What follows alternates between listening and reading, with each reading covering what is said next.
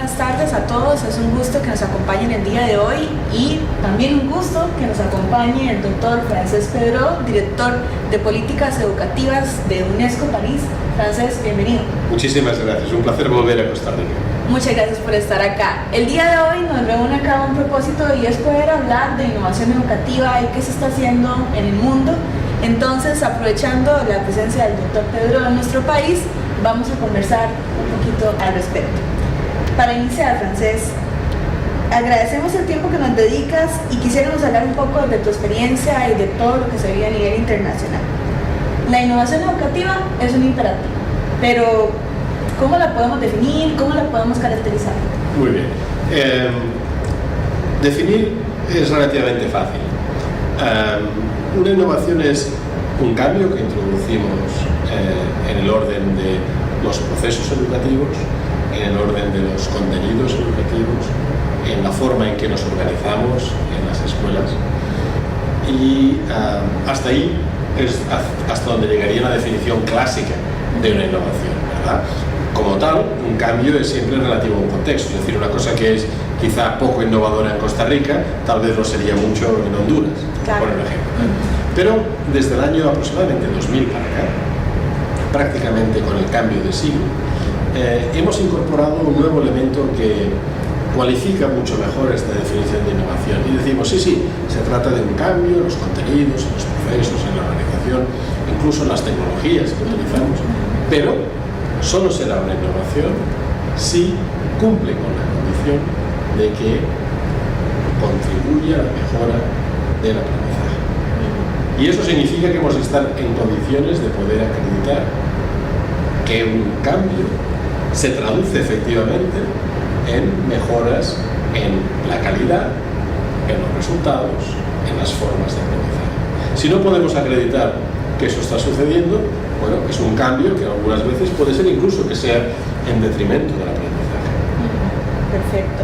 Ahora, sobre esta innovación que nos comentas, ¿qué cambios significativos se están dando a nivel internacional en el aprendizaje? Bueno, eso sería muy difícil en el contexto de una conversación como esta, ¿verdad? Definirlo con precisión, porque en realidad hay innovación prácticamente allí donde hay escuela. En todos los lugares. Como decía anteriormente, la innovación es siempre un concepto relativo al contexto de la persona que trabaja, ¿no? En este caso del docente, y por tanto, aunque otras veces no seamos capaces de reconocerlo, lo cierto es que hay innovaciones un poco en todas partes. Pero si intentamos encontrar cuál sería el mínimo común denominador, yo diría, por una parte, para resumir, digamos, muy esquemáticamente cuáles son las tendencias más importantes, yo diría que hay, con toda claridad, un cambio muy evidente en los contenidos del aprendizaje. Mejor dicho, en el currículum, y estamos pasando de un currículum centrado en los contenidos a un currículum centrado en las competencias. Por otra parte, con un énfasis cada vez mayor, no solo en las competencias disciplinarias, que están vinculadas a una determinada materia, sino mucho más también con las competencias transversales. Y esto me parece que es una innovación muy importante que se está dejando ver prácticamente en todo el mundo. En algunos lugares a nivel de cambio curricular en los documentos, en algunos otros lugares más bien en cambios digamos, en lo que sería el propio servicio educativo. Eso es un ámbito muy importante. El segundo ámbito muy importante también es todo lo relacionado con los cambios en los procesos. Porque efectivamente, si vivimos en un mundo en el que cada vez más nos piden ir más allá de los contenidos para favorecer el desarrollo de las competencias de los alumnos, es evidente que las oportunidades de desarrollo de esas competencias solo se dan cuando se ofrece efectivamente, digamos, una actividad que permite que el alumno intente, digamos, poner en juego esa competencia que está intentando desarrollar.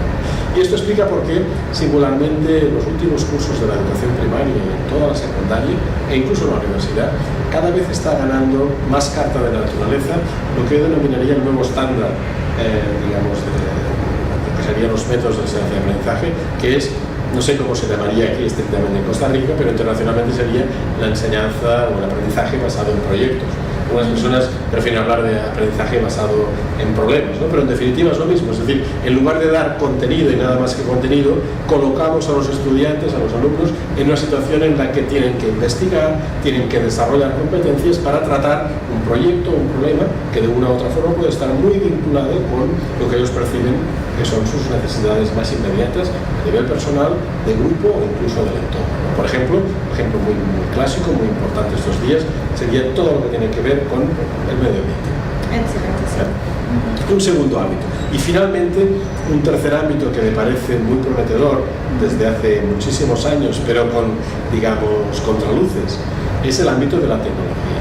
Y ahí sí que, de una u otra forma, nuestra definición de innovación se queda corta, porque efectivamente mucha gente, singularmente estoy mirando al norte de Costa Rica, ¿no? Hoy en día en Estados Unidos, la evocación del término innovación en educación se traduce inmediatamente en la expectativa de quien está escuchando de que vamos a hablar de tecnología. Y yo creo que la experiencia y la investigación nos enseña que la mera presencia de la tecnología en el aula no es sinónimo necesariamente ni de mejor aprendizaje ni de innovación. Pero esto no significa que gracias a la tecnología no podamos hacer cosas muy distintas. Y volviendo atrás, me refería antes a la importancia del desarrollo de las competencias, me refería antes al aprendizaje basado en proyectos, en problemas. Las dos cosas tienen en las nuevas tecnologías una ventana de oportunidad. Gracias a la tecnología podemos encontrar mayores oportunidades para trabajar con las competencias, empezando con las competencias digitales, pero más allá, e incluso también para convertir al alumno en en una persona que está avanzando en el desarrollo de competencias complejas, como por ejemplo para desarrollar un proyecto. Y en esa línea, Francesc, me parece muy importante lo que mencionas sobre llevar a los estudiantes no solo el uso de la tecnología, sino principalmente a desarrollar competencias, elementos prácticos que puedan resolver problemas de un mundo real a través de ejercicios del mundo real, pero vinculados con el currículo. Una gran pregunta que nos hacen los docentes cuando realizamos actividades de formación continua o desarrollo profesional es si la innovación educativa está altamente vinculada con las tecnologías digitales. Si yo, para poder innovar, tengo que tener a mi mano conectividad, si tengo que tener a mano dotación de equipo. ¿Cómo se ve eso desde tu perspectiva? Yo quizás diría que la respuesta corta es no, necesariamente. Es decir, si lo que buscamos es efectivamente generar oportunidades para el desarrollo de las competencias, lo que necesitamos es centrarnos en la metodología, las formas tanto de enseñanza como de aprendizaje de los alumnos. La respuesta corta sería no. Ahora bien, yo creo que un determinado uso de la tecnología permite maximizar de una u otra forma el trabajo docente, el trabajo del propio docente y también el trabajo del propio alumno, hasta el punto de que el uso de la tecnología, por comparación a un contexto en el que no está presente, generalmente se traduce inmediatamente en un nivel mayor de motivación del alumno. Por tanto, yo diría que desde el punto de vista estrictamente, digamos, del fenómeno, ¿verdad?, tecnológico, la respuesta sería que no. Ahora bien, ¿alguien se imagina una escuela del siglo XXI en un país de ingresos medios altos, como ya es Costa Rica, que prescindiera del hecho de que en toda la vida de los adultos y también todas las esferas de la vida de los jóvenes está presente la tecnología? Recuerdo una encuesta europea que se hizo, cuyos resultados se hicieron públicos hace escasamente un año y medio, en las que una de las preguntas venía a solicitar: en los últimos 3 años, ¿ha notado usted algún cambio en su lugar de trabajo, en las tareas que usted realiza, derivado del uso de la tecnología? Esa es la pregunta que se hizo a una muestra, digamos, representativa de trabajadores de más de 35 países. El resultado fue que, por término general, en torno al 35% de la población activa en esos países acreditaba que su lugar de trabajo había sufrido alguna transformación gracias a la tecnología. Bueno, si hiciéramos esa pregunta a los docentes hoy en Costa Rica, ¿cuál sería su respuesta? O lo puedo preguntar de otra manera: ¿alguien se imagina la función social que hace la escuela de preparar a los jóvenes para enfrentarse a los retos del mundo de hoy ya, de lo que es su propia vida, prescindiendo del hecho de que viven rodeados, dependientes, diría yo, de la conectividad. Entonces, vamos a conseguir que la escuela esté absolutamente desprendida de tecnología. ¿Cómo vamos a acompañar a estos jóvenes en el desarrollo de esas competencias digitales? Por tanto, de nuevo al principio, la respuesta corta es no, pero francamente hay multitud de razones por las que sí vale la pena desde luego, integrar la tecnología en la clase y aprovechar el recurso que como país tenemos. En esa línea, Francés, me gustaría contarte. Hace más o menos un mes atrás, el Ministerio de Educación Pública de Costa Rica aprobó una normativa que regula el uso de dispositivos móviles en los centros educativos de secundaria. Esto es una oportunidad amplísima porque significa que vamos a poder integrar dentro de nuestros procesos educativos como docentes este recurso que todos tienen a la mano. ¿Qué nos recomiendas para que esta integración sea exitosa? Bueno, lo primero de todo es felicitar al país por esta constatación de lo que es verdaderamente, como decíamos al principio, una ventana de oportunidad. Es decir, en pocos años vamos a ver cómo las grandes inversiones que años atrás se hacían en equipamiento para los alumnos van a ir desapareciendo paulatinamente del panorama a medida que nos damos cuenta de que más y más alumnos, todavía no todos, es verdad, sí, y existen grandes inequidades, pero cada vez una proporción mayor de alumnos llega equipada. Entonces sería prácticamente, diría, estúpido no tomar en consideración esa tecnología que ya va con ellos. Y que nos demandan todos los días. Exacto. No solo porque nos lo diga un Ministerio de Educación Pública, sino porque es imposible sacarlo del aula. Y todavía diría más. Fíjate que cuando los alumnos salen del aula, salen de la escuela, y nosotros les hemos mandado tareas escolares, si esos alumnos de los que estamos hablando tienen acceso a la tecnología, tienen acceso a Internet como cualquier herramienta, es que algún docente cree que no van a utilizar la tecnología para resolver cuanto antes mejor ese tipo de problemas que les han... ¿verdad? Entonces, más vale que no cerremos los ojos a la realidad y de que nos convirtamos cuanto antes en aliados de esos jóvenes en el descubrimiento, ¿verdad?, del potencial en positivo de la tecnología, pero también de los riesgos que acompañan y que están visibles, para empezar, riesgos incluso en lo que sería el uso estrictamente académico, ¿no?, el plagio, por ejemplo, ¿no?, pero también en cuestiones más amplias de seguridad, de preservación de la privacidad, etcétera, que nos afecten también a los alumnos, ¿eh? Nadie ha nacido enseñado. Es un aprendizaje recíproco. Exactamente. Por tanto, yo creo que efectivamente bienvenida sea la iniciativa digamos, del país en este sentido, y yo lo que sí debo insistir, UNESCO lo ha hecho reiteradamente, por lo menos desde el año 2010, y reiteradamente volvemos a hacerlo, insistir en que para poder aprovechar la ventana de oportunidad de una tecnología necesitamos que al frente del aula el director de orquesta, que sigue siendo el docente o la docente, cuente con las competencias y las capacidades profesionales adecuadas. Entonces, el hecho de tener un aula de 25 o 30 alumnos que están todos perfectamente equipados con el ultimísimo modelo de smartphone no nos ayuda. Lo que nos ayuda más es tener un docente capacitado que quizá puede sacar partido tan solo de un celular. O de una aplicación. ¿Por qué no? Eso es en el fondo lo que nos interesa. Excelente. Ahora, Francés, hay mucha gente en este país haciendo cosas interesantes, bonitas.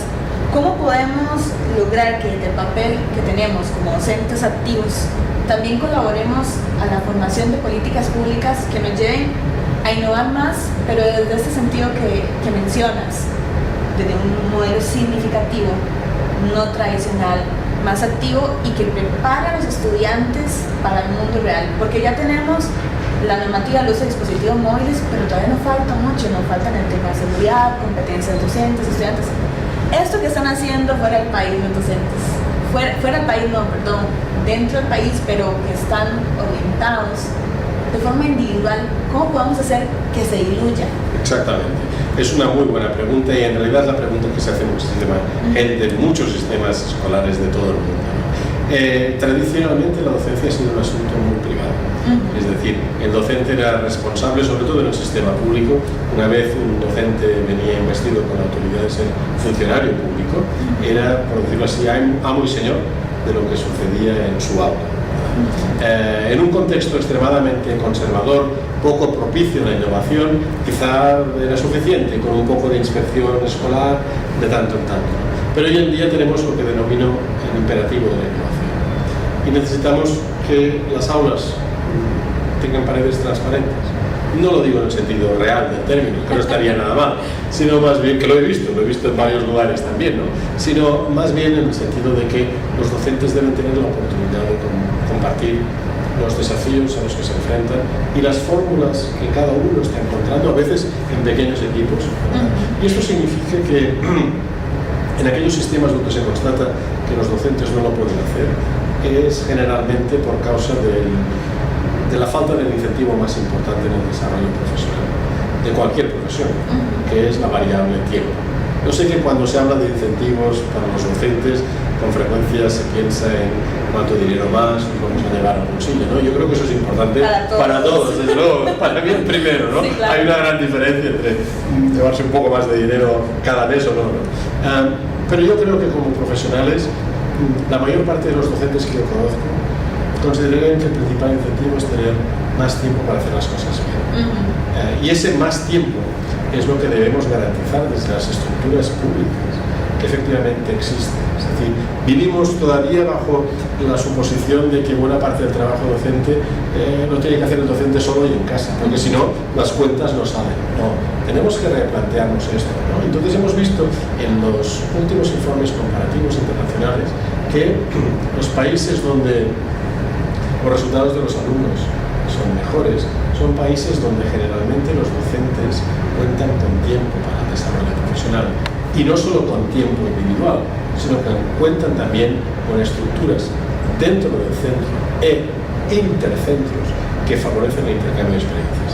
Dentro del centro, lo más importante es contribuir a un cambio de paradigma, es decir, dejar de pensar que dentro de cada centro tenemos que tener directivos escolares para pensar que efectivamente hay que dirigirse, pero lo que necesitamos por encima de todo son líderes pedagógicos. Eso es el primer lugar. Por tanto, personas que son capaces de identificar cuáles son las necesidades de desarrollo profesional del equipo docente y de proporcionarlas, de orquestarlo todo para que esas oportunidades existan dentro de la compleja vida del centro. Y en segundo lugar, necesitamos también que los propios docentes, a través de organizaciones profesionales, como por ejemplo pueda ser esta en la que estamos hoy, en Tulitro, ¿no? Ofrezcan mecanismos para la creación de redes. Exactamente.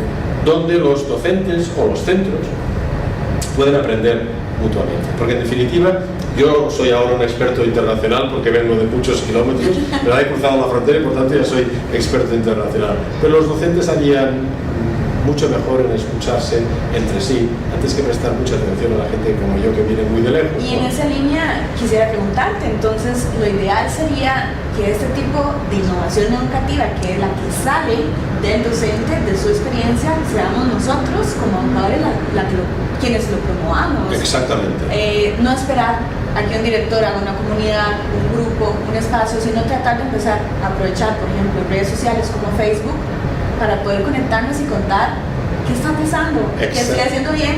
Exactamente, estoy totalmente de acuerdo. La tecnología nos ofrece ese tipo de plataforma que solo 25 años atrás, digamos, no teníamos, ¿no? ¿Verdad? Teníamos que desplazarnos, si queríamos ver algo teníamos que tomar el autobús, ir al otro centro, ¿verdad?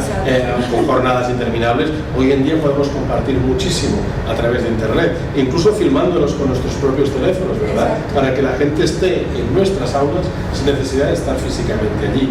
Yo creo que ese componente tecnológico nos ayuda mucho, pero insisto, me gustaría romper una lanza también por la creación de oportunidades para el encuentro también cara a cara. Yo creo que el mejor de los mundos es el mundo en aquello que necesita hacerse cara a cara, como es por ejemplo desarrollar una relación empática con los compañeros.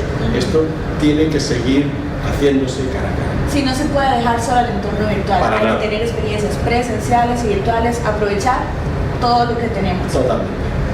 Finalmente, me gustaría tener más tiempo, pero se nos acaba. Hay un término muy interesante que dentro de tus presentaciones y de tus textos utilizas frecuentemente, que es el tema del huérfano digital.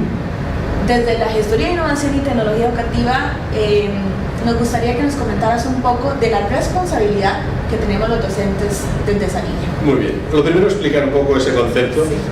Yo creo que años atrás se hizo muy famoso el concepto contrario, es el de nativo digital. Esta idea de que los jóvenes que tenemos hoy en las aulas, los niños también, ya nacen enseñados en materia tecnológica. Y hay mucha gente que sostiene que es todo lo contrario, es decir, que los jóvenes, sobre todo a partir de la preadolescencia, aprenden a utilizar aquellas aplicaciones que les son útiles desde el punto de vista de la socialización o desde el punto de vista estrictamente de la utilización de las herramientas. O el entretenimiento. Exactamente, que son significativas para ellos. La primera, el entretenimiento, y quizá en segundo o en tercer lugar, todo lo relacionado con cómo solventar las tareas escolares, que también es un mundo importante y al que no debemos cerrar los ojos, porque lo utilizan, ¿no? ¿Significa esto que ya no hay que preocuparse por el desarrollo de las competencias digitales de los jóvenes? Yo creo que no. Y ahí es donde cobra fuerza el concepto de huérfano digital, porque es un concepto que, a pesar de que incorpora una cierta connotación negativa, es solo una llamada de atención